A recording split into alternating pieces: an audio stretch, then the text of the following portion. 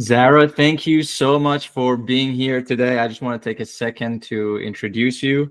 You are a top 1% of all realtors in Massachusetts. You've been in the business for 15 years. In 2024, you served 70 families. You are involved with your clients in all stages of the purchase and sale, from inspection down to the mortgage and even insurance. And your clients vote you, myself included, as one of the most accessible, if not the most accessible realtors they've ever worked with. Thank you so much for being here. Hello, Sam. Thank you for having me and for this introduction. I am honored to be here and seeing you, and so we can collaborate. And I'm really looking forward to more. Thank you for having me. Of course, of course. So Zahra, you really focus on Massachusetts, really Boston, around Boston market. Would you say, just everyone always wonders, is it right now in October, November 2025, is it a buyer's market or is it a seller's market? So, Sam, let's say I would say, in my opinion and my experience that I have, I think we are leaning more to the buyer's market. Mm. Especially when it comes to the end of the year, even more. The reason why, because as many homes is still for sale and properties are staying in the market longer than usual. The average, market days for the properties is like about 45 days, minimum to 60 days. So buyer can take the advantage of negotiating and getting the better deal. So it's not the time that the seller comes and say, hey, listen, my property worth $1 million and I'm going to get about $1.5 million because, it's the seller's market. Unless, if the realtor or the listing agent or whoever work with the seller, they're smart enough to list their property below market price. That time you can see, yes, and it's a very hot property that you will see that the property goes over asking, and that becomes a seller's market in Pacific time. But average, I would say, is it's the buyer's market. Regardless of the rates and the mortgage, is the buyer's market to me. And when we say it's a buyer's market, we're not talking about where the buyer can demand anything and still win offers. It's just slight preference to the buyers. Like, it's kind of Correct. balanced, but if anyone has to get the edge, it's the buyer. So what Correct. does that look like in negotiations or in an actual transaction? What's the typical transaction you're seeing these days? I am seeing more that we're negotiating below what they listed Okay. price. So we're definitely negotiating more for buyers' benefit, and then sellers offering more toward the closing costs or giving a cash back to the buyers. And even the first-time home buyer that had a hard time before making the offers, now they're getting their offer accepted because, as I said, the property's been sitting in a market that the seller want to sell. So they're taking a chance with the buyers, with 97 financing, FHA loan, mass housing loan. So they're, so that's how I see it. So it's not, you definitely can negotiate the pricing of what it's been listed for. Gotcha. Yeah, because the neighborhood sold price has also affected those sellers to try to sell, because they're not selling that, they're trying to reduce it and they sell it for less, so it's effective for the next person in the neighborhood. So either they have to list it in a below market or accept a lower offer. I see. And what neighborhoods are you seeing what neighborhoods do you see the biggest and most preferred for buyers, where buyers have more leverage? I mean, it depends to the buyer and how much the buyer wants to, what is their value and what is their purchase price preference. Like, if someone is looking for $3 million home, $4 million home, It all depends. In any city, it could be Lexington, it could be Belmont, it could be Newton, it could be, Watertown, it could be Cambridge, Boston, Salem, Brookline, all of those area. It depends on the buyer's purchase price. So I see it everywhere pretty much. You Hmm. have exception in every city that, that, people are getting, good price, selling the property in a good price. But majorities, I would say everywhere, even the, luxury, condo in Boston as well, that it used to sell higher. Now it's definitely less. And I can see lots of the real estate agent and all the listing, they kind of doing the price improvement. And that's kind of also negotiation, less negotiation for buyers, so they get the price below the original asking price. So I would say all around, surrounding Massachusetts area. I would say some of the suburb, the property is still going strong. Let's say, Natick, let's say in Haver, let's say in um, I would say Say, like Hudson, let's say in, Holliston. So it all depends. Some of the suburb is still going strong because some people are moving to the certain suburb area because it's less costly. hmm, Okay, so basically, so demand is a little bit higher for the buyers, and the seller could be still going strong on the certain area. I see. And is it the same across all different asset classes, meaning like condos, single families, multifamilies, they're all a little bit more buyers markets right now, or are certain assets really hot? So, as you know, we definitely have more single family condo for sale than versus multifamily. Hmm. It's always been like that. You have less inventory for multifamily than you have. And you also have less inventory for the property that is like a fixer upper. The people wanted to buy it as a contractor, they want to buy it, flip it, and sell it. So it's always been a less inventory on those two categories versus condo and, townhouses and a single family. So I would say the multifamily usually they go quickly Hmm.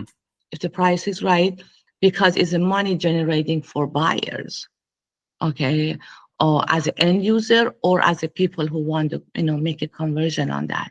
So, and it's always less in the market, so if you have 20 condos in one city, you probably have about 5 multifamily in that area. So it's definitely still strong for the seller for multifamilies and the property that needs work. Because what I find out is the buyer like to go to the houses that is ready. They Hmm. don't want to deal with fixing the place, construction, making it, livable. They don't have time with all the cost of the construction. People Yeah, like to go and have a less headache to the ready moving property condition. that makes a lot of sense. Now, my experience with Boston has been, and I've bought a couple of properties in Boston over the past decade, is that Boston is kind of, I call it an evergreen model, meaning it's always going up in value. It's just the Right. rate of improvement is different. So are we still seeing like prices go up? It's just they're not going up as fast, or are the prices coming down now? So I always say that, and I'm proud to say it. The Boston is always the first one to come up and the last one to go down on a market, real estate market. The reason why, because there is more demand in Boston real estate market. Um, so right now in Boston, you will see um, it's going up and it's changing. People are adopting and it's going to go up, but it's very slow. Mm. Okay, I've seen the property is been, down the value in Boston, but right away the following it is oof, all of a sudden it's off the roof. So I wouldn't say it's unpredictable. It's more predictable, and I think it's going to go up more because the real estate market in Boston is very strong. It's Mhm. very strong. Average income for the people who live in Boston is high. They still can afford to purchase any property.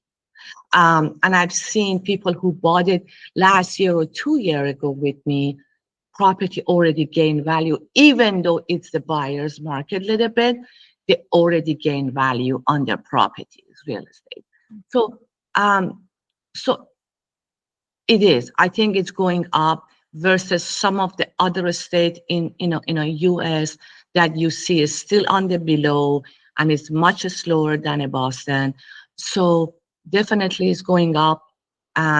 Could be a little bit of the stops or a bump that they had, but they're going still up very strongly. Um, Especially right now, as I see the changes in the interest rate in the past few months already made the buyers the purchase. There's more demand for buyers. You could see the properties going under, you know, um, agreement versus like 6 months ago. So Yeah. it's really going much faster, and is definitely probably by next year you will see how much the value or you already gain on your real estate property. It makes sense. I remember when we bought my property together, I was asking Yes. you, Zara, are the properties going to go up or not? And you gave me three reasons why the values will go up, and you've been spot on. The first thing you told me is you can't build that much in Massachusetts. Like one side is flanked by water, and you have a lot of forest that you can't really knock down, and you just can't build that much. Number two, you told me was regulation, like the cities, the government doesn't want people to build up. So your inventory is always going to be limited. And the third one, you said there's just too many jobs here. People always move here. People make a lot of money. So when you put all those three things together, the values just keep going up. And you've been spot on. Yes, yes. And I always say to my client, I always say the best investment is the real estate investment because it's very conservative. Long run, you really gain value, and Mhm. long run, you make money on it. So no matter what time of the year, what time of the market is, how vulnerable is the market is, no matter what, every time you buy a real estate, you always gain. Yeah. So especially in East Coast, especially in the East Coast, I would say, especially in Massachusetts. Um, and I always say that to my client. I mean, don't wait to buy a home. Buy a home and wait. Yes. That's how you gain the value. You might see, a little bit of, downsides on the value of your property, but you see the next year it's going to go up double. So don't get fooled by a little bit of the timing or the market and how the things going in Massachusetts or any other state, but it's going to go up. Yeah. You're not going to lose your value. You're going to gain as you keep your property even for longer time. It's absolutely true. I Yeah. can vouch for that.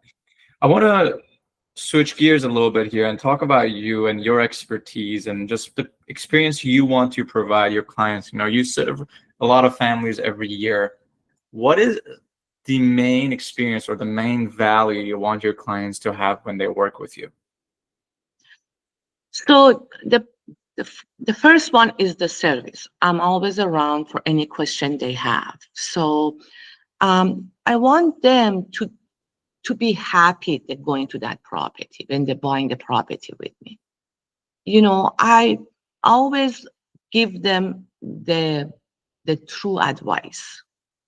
I want to make sure if that property helped them in any way through their, commute, through their, happiness, their memories and everything else that they really love the most. So it's not like, oh, I just want to make the sales and that's it. No.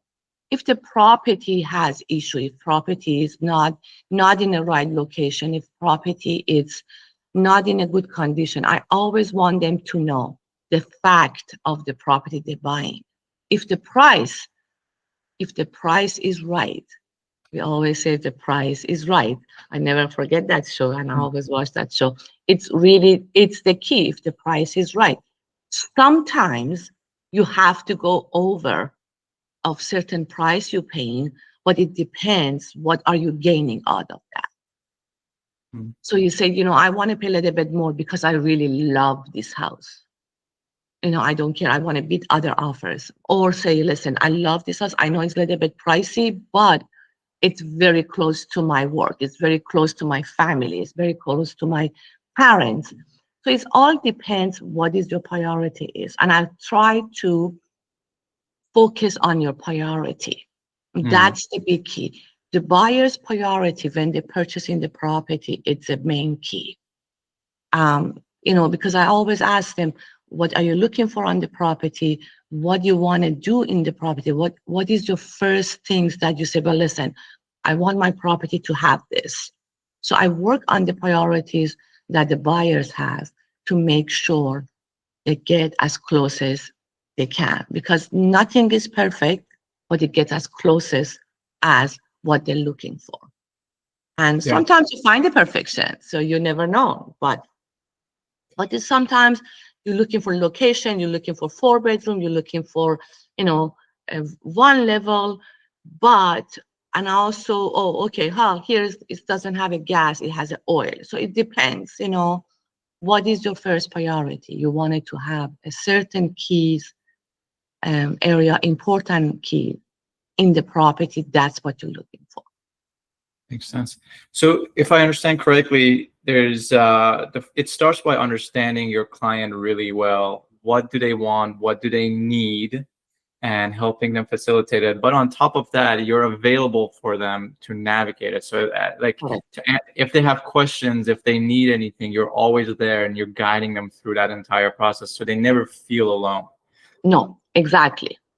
Absolutely. So I go through all of them, and I'm connected to a lot of people who can help them, then expertise, like the contractors, anything they're looking for.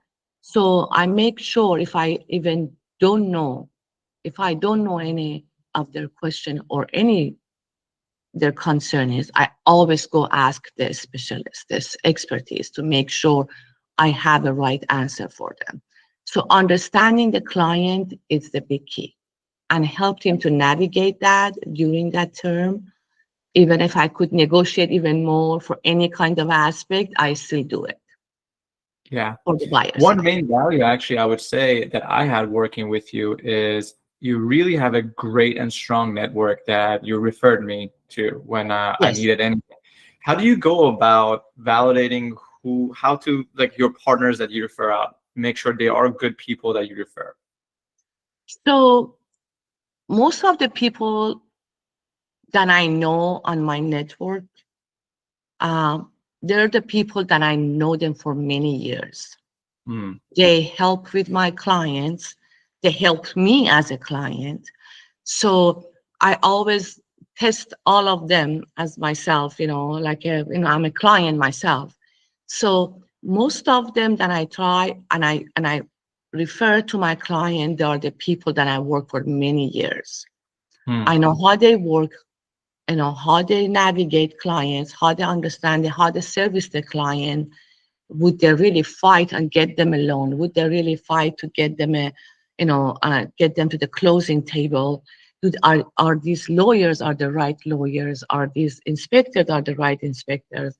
So basically, I know them for years, especially as you know, my background. I came from financial investment background degree, and also being a loan officer myself in many years. So I use all this expertise to help my client And when I talk to the loan officer and I work with the company, I know exactly what they're going to ask for my client. So that they feel comfortable when I refer them to my network, so they know that I already have experience on a certain aspect as well. So you have a deep expertise and understanding of the market because you've been in the real estate side for 15, in the realtor side on 15 years. Before that, you were a loan officer, and you Correct. work with a lot of people. So you've tested, you know how they work, who's good, who's not. You really know the Yes. market players in that. Yes, I've been in the other side in all the aspects. So, and I honestly, in a neighborhood wise, I lived from Boston to Worcester. You know, Yeah, all these areas. I lived many cities in Boston that I know, and I know how they work and what kind of city are they, and I work with many loan officers, and I know how they work. Um, so. Um, so basically, this expert is helping me to navigate my buyers. amazing. If you could, if your clients, like if you could do anything for your buyers and sellers come with one belief or one advantage, what would that advantage or belief be to help them the most? So, like asking my buyer or sellers, Yeah, before like they reach out to you and they start working with you, what's one thing you wish more people had but they currently don't, or that they don't? you know, usually I would say that don't think the realtor is just kind of the salesperson. We're Hmm. not a salesperson. We don't want to sell your property if you're not ready, or we don't want you to buy the property if you're not ready. I would say use your realtor as your advisor. Listen to them, because we are dealing with this sellers and buyers more than anyone else. And I know people right now have a knowledge about their buying a home, have a knowledge of the selling their home, but you still need the expertise. Don't look at us as, oh, we don't want to pay the agent, you don't want to do this, we don't want to work with the agent as a salesperson, because we are here to advise you. We try to help you. It's not to get the best thing you can.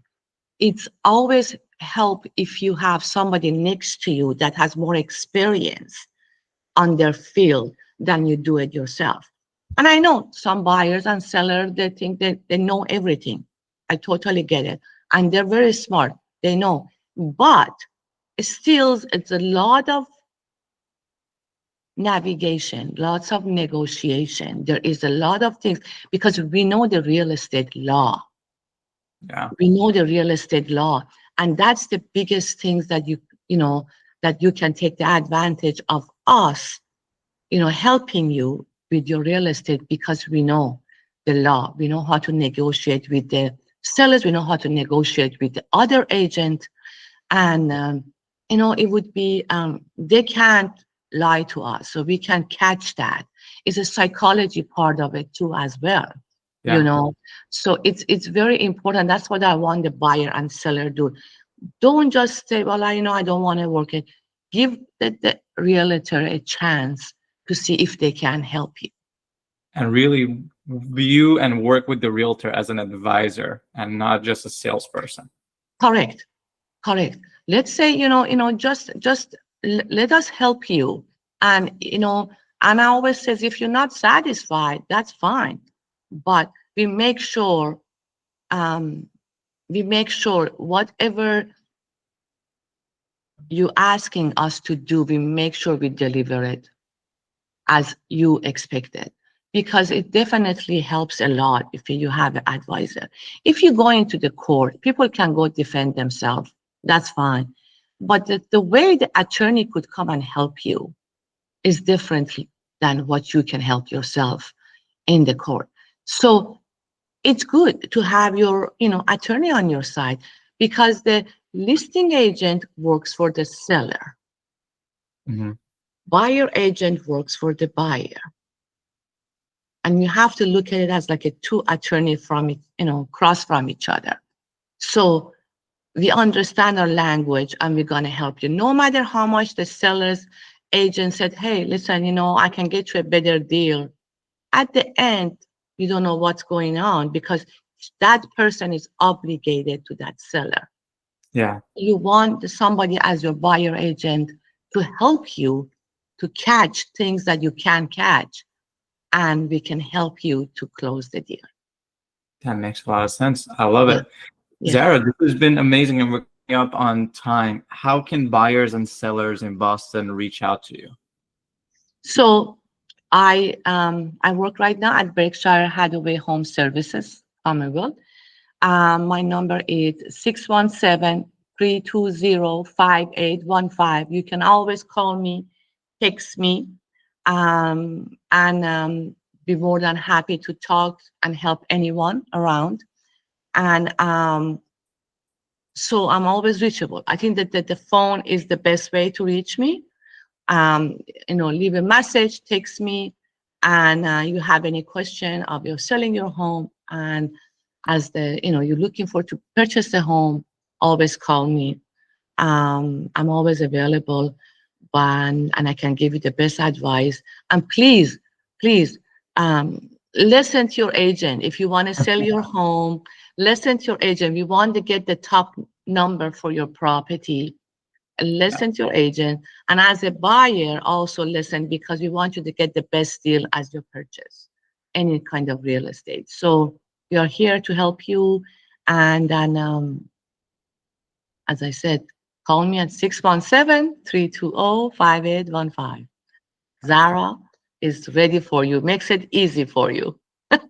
I like it. That's a good tag. And all Yes, of that, your yes. information, your contact information will be in the show notes. Thank you so much. Thank you very much, Sam. Thank you for having me. And I'm so honored to work with you and across country. Mortgage, you're the best person I ever know and work with. And I'm looking forward to hearing back. Thank you. Bye.